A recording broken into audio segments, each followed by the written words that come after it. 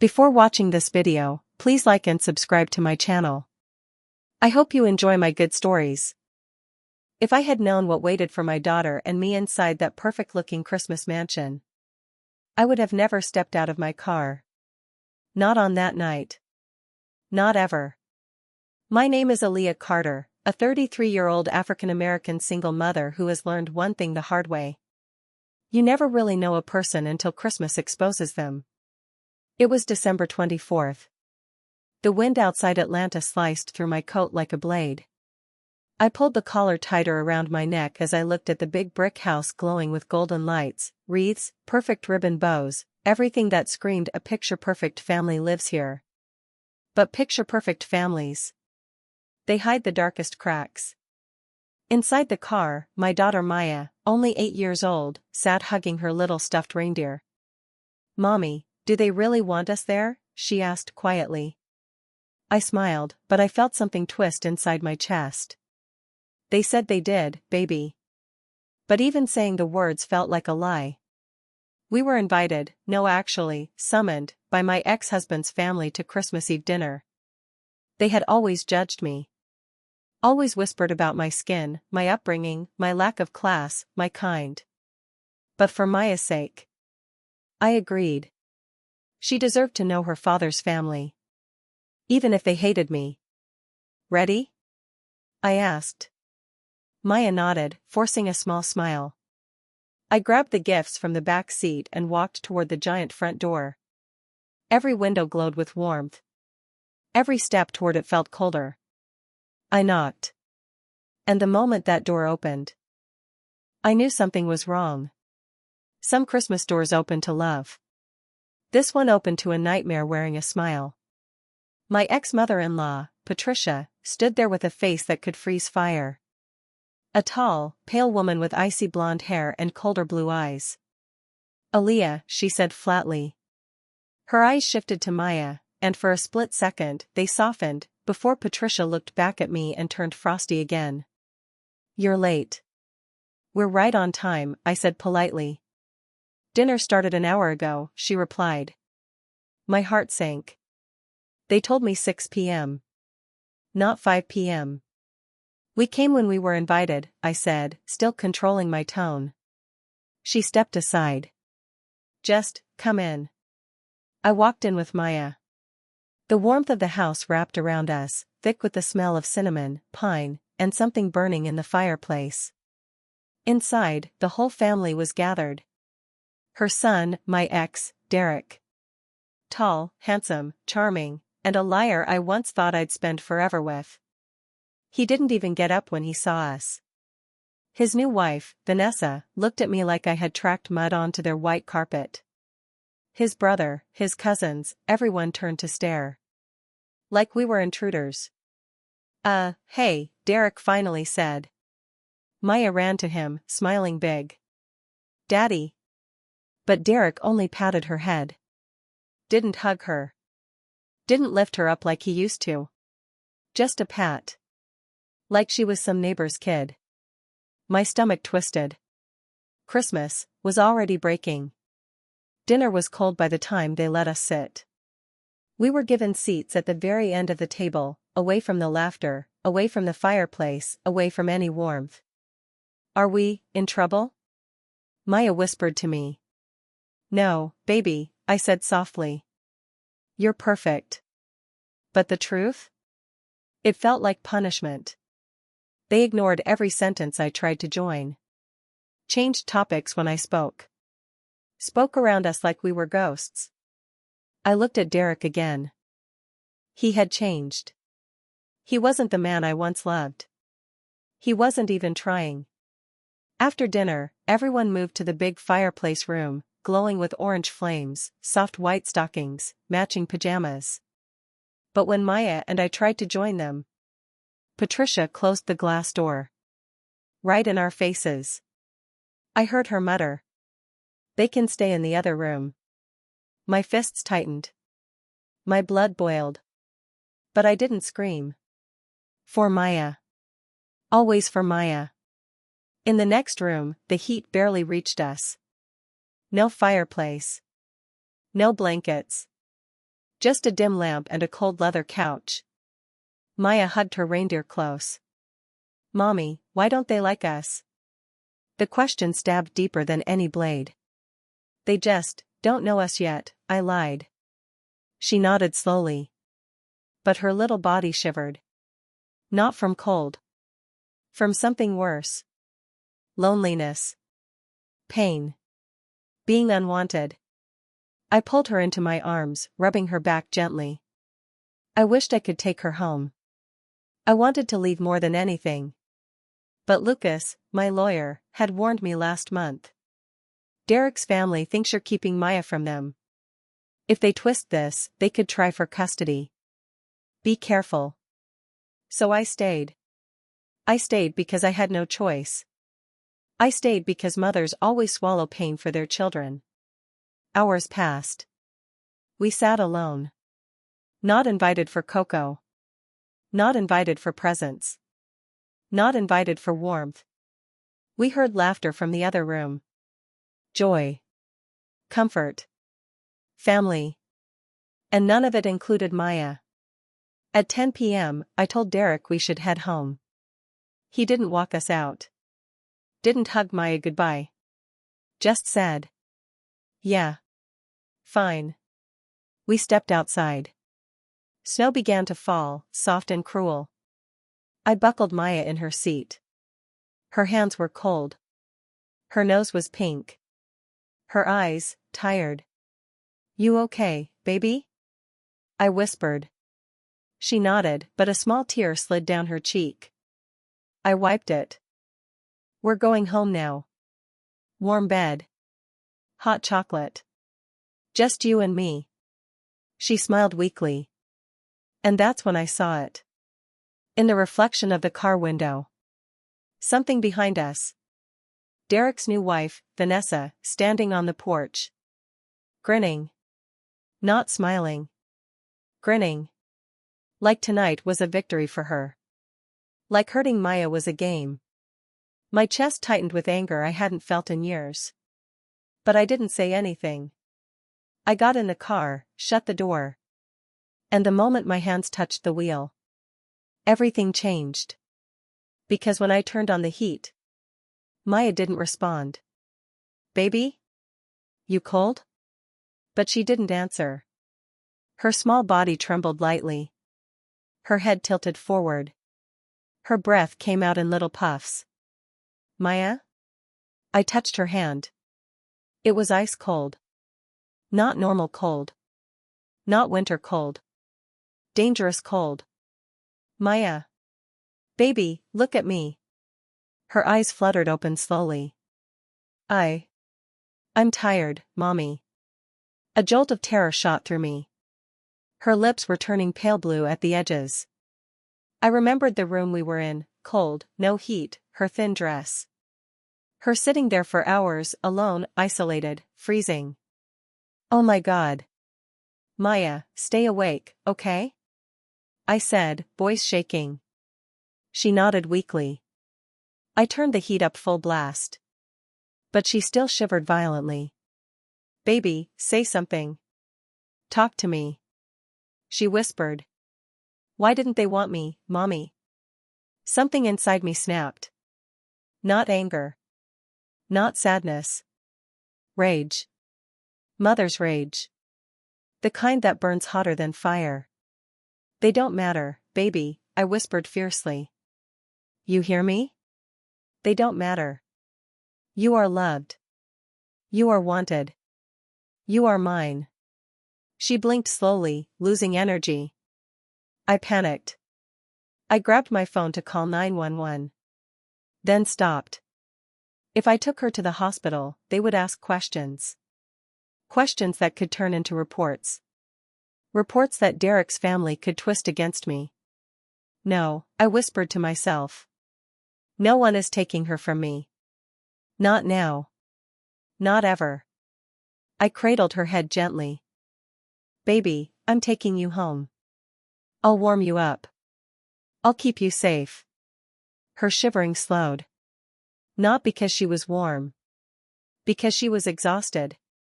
Too exhausted. I started the car and drove. My heartbeat slammed inside my ears. The road blurred.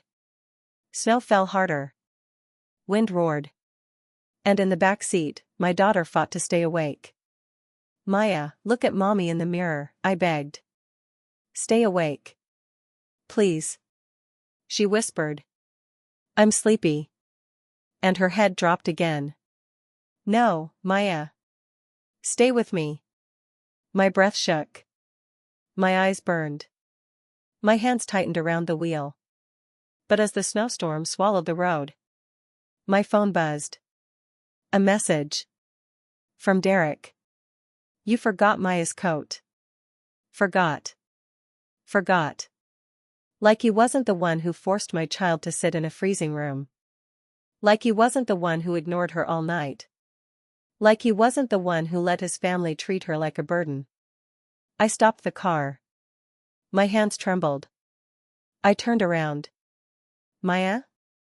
Her eyes were half open. Barely. Baby, stay awake for mommy. We're almost home. But she didn't respond. Her small body leaned sideways. Her breaths were slow. Too slow. My throat tightened into a knot. Fear swallowed me whole. Every mother knows the sound of her child breathing. But that night, I heard a sound I had never heard before. My daughter fighting for breath. And losing. The car engine hummed under my hands, but all I could hear was the faint, uneven sound of Maya's breathing. Short. Shallow. Scattered. As if each breath cost her strength she didn't have. My heart pounded so hard I felt dizzy. I unbuckled my seatbelt, climbed into the back seat, and cupped Maya's face gently. Her skin was cold. Not chilly, cold like winter metal. Maya, baby, open your eyes for mommy, I whispered. Her eyelids fluttered. Barely. Mommy. I'm sleepy. No, no, no, don't sleep. I cried, panic tightening around my throat. Baby, look at me. Keep your eyes on me. But she drifted halfway again. Her lips were turning blue at the corners. My breath caught. This wasn't normal cold. This wasn't a simple chill. This was hypothermia.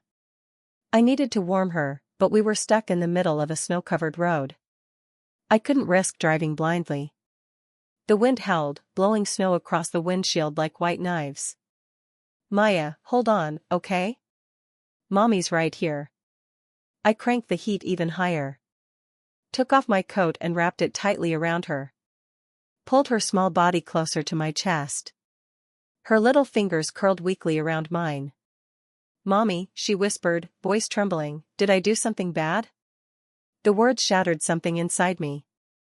No, baby, I whispered fiercely, tears burning my eyes. You did nothing wrong. Nothing. You're perfect. You're everything. But, they didn't want to talk to me. They don't matter, I said. Hiding my rage. Hiding my heartbreak. She blinked slowly. Then, why did Daddy not hug me? The pain in her voice was sharper than anything I had ever felt. I held her tighter. Sometimes people forget what's important, I whispered. But Mommy will never forget. Never. Her head rested against my chest.